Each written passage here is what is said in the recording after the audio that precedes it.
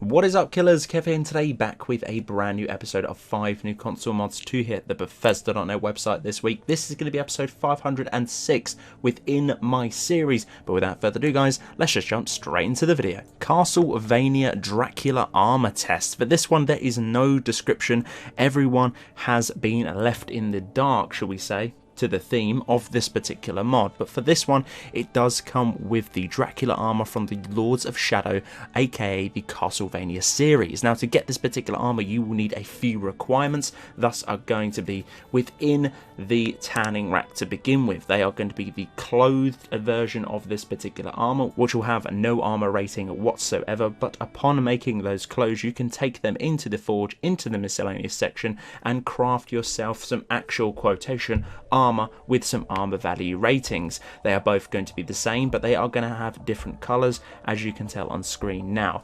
This is a truly amazing mod. I think this is very nice indeed. I'm a little bit lackluster about the chest piece here, but overall hand texture with the claws and armor models, meshes and textures are really on point. Love it to bits, but my only criticism is going to be that chest piece there. It's very vanilla for me. Everything else is absolutely gorgeous. Iron of Skyrim, coming in at 10.8 megabytes of a download. This is a retexture of the vanilla Skyrim iron weapons and shields to make them look slightly darker and more like actual metal, which makes them also go along with the iron armor, which again, two different color contrasts within the vanilla game, and this one is kind of close to what the armor is within the vanilla based game. Very nice indeed. All of the textures were created from scratch by the mod author themselves, and overall I think this is very nice indeed. If you're looking for a lore friendly immersive texture mod to do with some of the lower end based weapons within the game, this is definitely going to be a great pickup for you. Big leap, 3 times jump, 3 times higher than you would within the vanilla base game. This one is coming in at 356B of a download. Guys, we have covered the 1 times, we covered the 2 times, now we're covering the 3 times. For this particular mod you're probably thinking, what the hell is this? This is absolutely barbaric. I think there is a 2 up to a 5 jump. 5 being absolutely ridiculous, 2 being not too bad, but we want something in between, so the third one is here.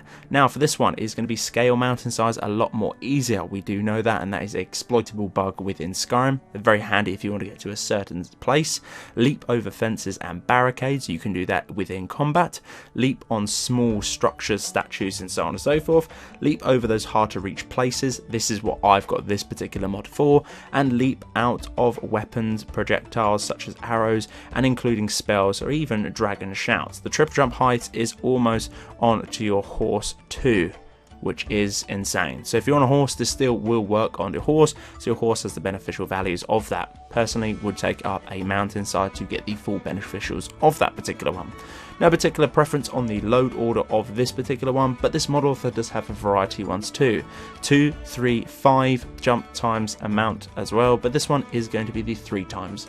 Detailed runes, coming in at a smack bang 40 megabytes of a download. This is adding some depth and detail to the rune spells. These are going to be 2K textures from the normal ones. This I do believe is going to be a port from the nexusmods.com, and this contains the fire, frost, lightning, poison, ash and frenzy runes. As you can tell on screen now, they do look very nice indeed, but don't take my word for it, the video footage doesn't look that amazing. They look way better within the game. Overall they are really cool, especially when they go off to Nordic carved armor variants, no Pauldrons. This one is coming in at 1.4 megabytes of a download.